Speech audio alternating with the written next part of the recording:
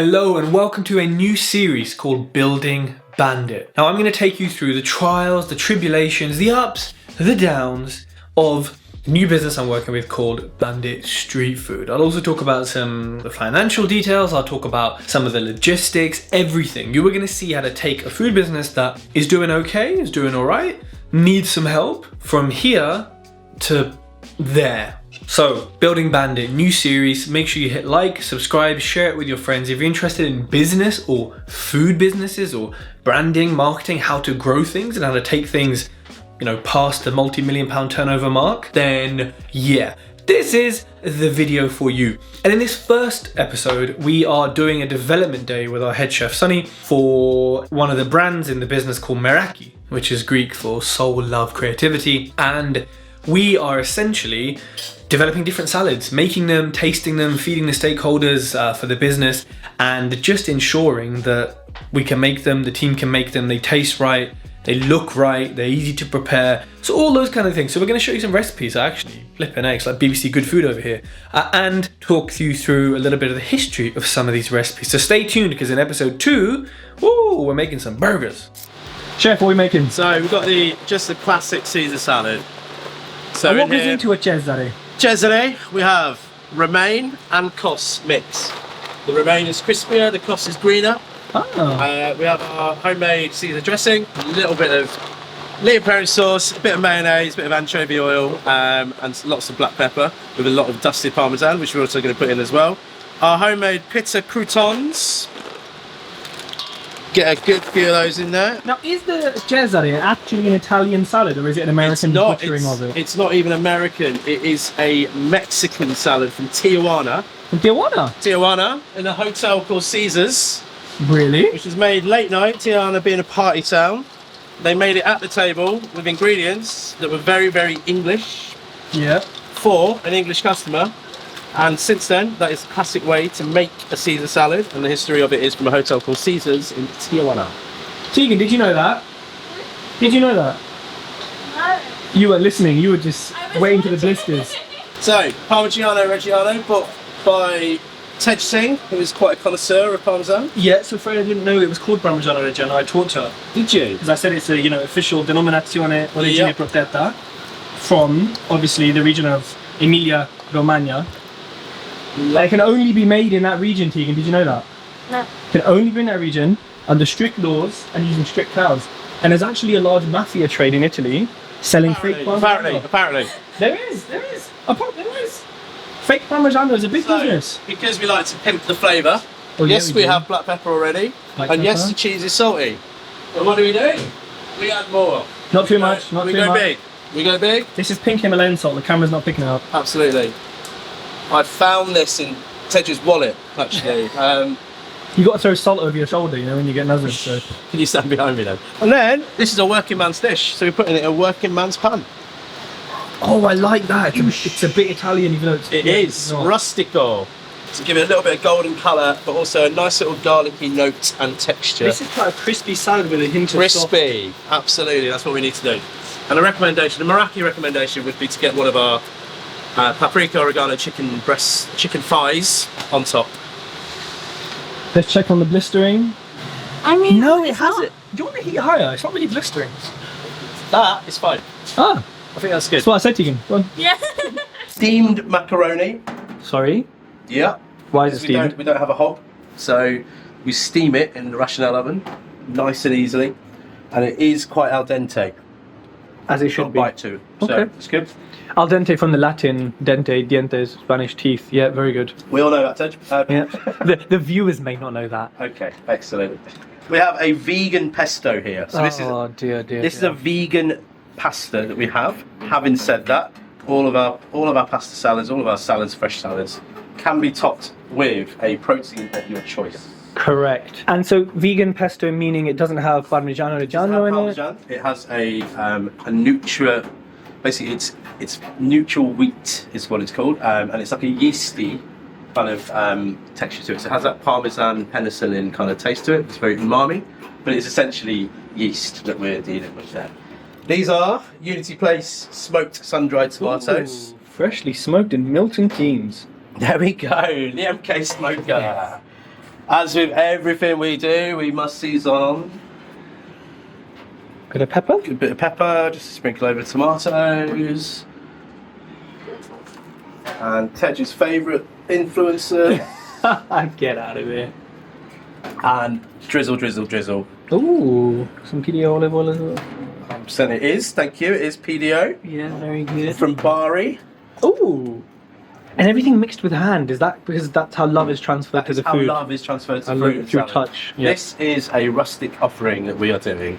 And this is one of the Meraki salads. This is a Meraki salad. Oh. So this, to be honest, is probably geared towards somebody who is hungry but fancies the salad. So this is your Carbies, Yeah, for the exactly, carbies. Carby veganies. There is another couscous or fricka grain salad that we're going to be operating with as well. But these two would be essentially the two that you would use. So in here is lemon, olive oil, salt and pepper. And a fork as and well, a yeah. fork as well. Nothing crazy in this one. Steamed green beans, toasted off some almonds yesterday. Little badam, okay. Little badam. Make sure the beans are coated. You essentially want the beans which are full of water because they haven't been grilled or fried. So all the water content is still in there, which is a healthy part of the bean. And that, to me, in terms of a rustic dish, it's very simple and very, very healthy, is steamed green beans with flaked almonds. To garnish this, however, Oh, I was going to say, I feel like there needs to be a rani. Johnny is coming. More of the almonds, for sure. God damn, just spending What money. contrasts white? Black. There we go, hun. What we got? Nigella seeds, poppy seeds, chia seeds. Black sesame seeds. On top. Oh, Asian flex. A little bit of an Asian, a tip of Cap to Asian. Now, do you think that's enough that customers are going to want to buy green beans? No, as an accompaniment, we've got to remember, we've got a protein as star of show. We've got a very articulate salad, who would probably match it as well. General spending behaviour will be, let me buy something that I'm familiar with. If you're going to take the breach, if you're going to take the step, something like green beans, something like broccoli with chili, turmeric cauliflower, something like that as a standard. Operationally, great for the team as well. Okay, and what is this? Just a sprinkle of sumac on top. Ooh, I the believe best. in a little bit more colour than just that. And that is it, simple as that. And what is a Greek salad? What does it consist of?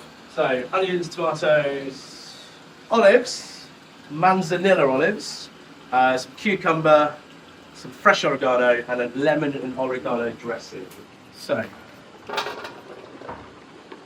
this is 3 cucumbers. We'll keep 2 in the mix, 2.5 in the mix, and leave half at the end, just in case you need to up your presentation. We will pop in 500 grams of olives, Greek olives. Greek olives from Greece. Got a mix between Ooh. red cherry, which are a deep flavour, and yellow, which are a sweet flavour. Ooh. Yellow is expensive, no? Same price. Oh. I assume they're not Bionello tomatoes from Napoli, no? We're going for a Greek salad, aren't we? So, Good point, good point. Fresh lemons instead of lemon juice. Wow. just to season her up.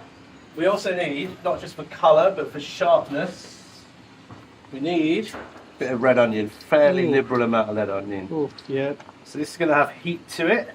As soon as the lemon touches it, it turns sweet. And that's due to a chemical reaction called... Go on. The enzymes are digesting the chemicals that make onion bitter from the lemon. They are. Correct. And just acid as well, redox reactions and all Yes, that. onion is actually an alkaline. Oh, and well, lemon's an acid then. So pH levels neutralizes neutralizes. and allows the natural sugars to come out of the onion. Does. I Osmosis. did biochemistry, don't worry. Good man. And then to top it, a bit more feta. Oh. Feta, everyone loves a bit of feta, Everyone or loves they feta. hate it. Well, then, Either way, it'll help them decide. And then, the lovely stuff. No dried oregano in this, all fresh oregano. from your garden?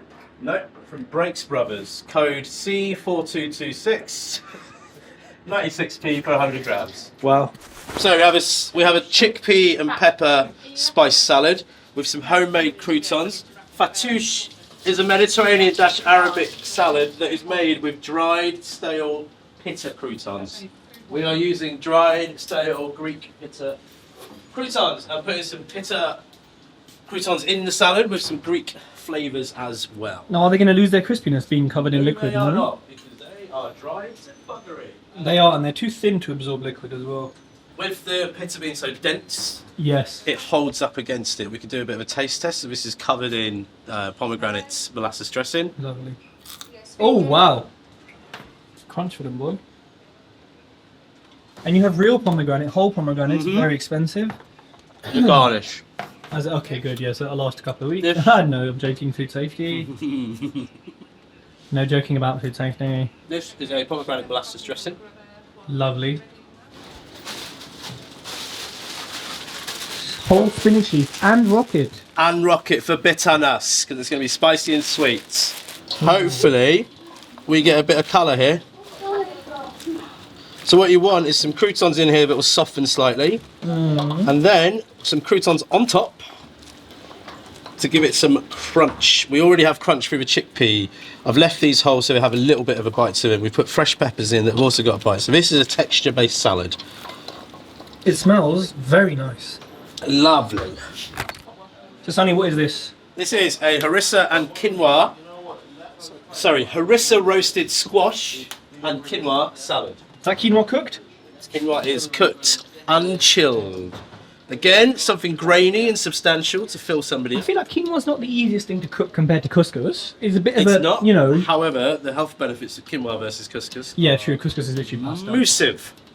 And what about as a restaurant business, the labour for quinoa? Is it you know, something to consider? It's pretty easy. It's about a 6 minute to 7 minute cook in boiling water. Oh. However, Tej, the businessman part of me, this quinoa comes in already cooked. Indeed it does, isn't that right, Serene? Cooked. Eating on the job.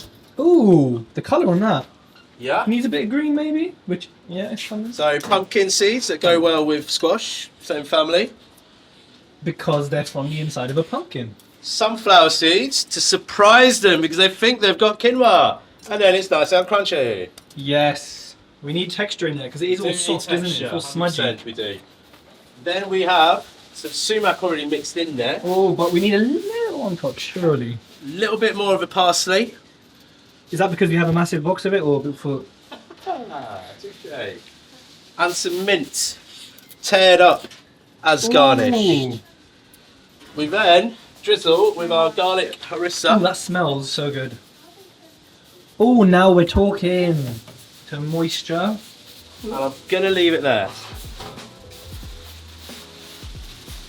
Yes, chef.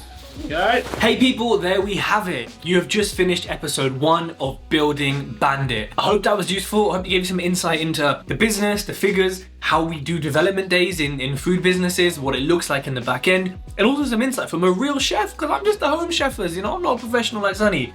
Now, stay tuned for episode 2, which we're going to be testing, tasting, and making smash burgers. So this is the Dirty Bandit side. And we'll give you some other updates. We've had some events since that first video, and we are going to have another event where we're actually serving these smash burgers and whatnot. So make sure you hit subscribe, hit like, share it with your friends. Stay tuned. Episode 2 of Building Bandit coming soon.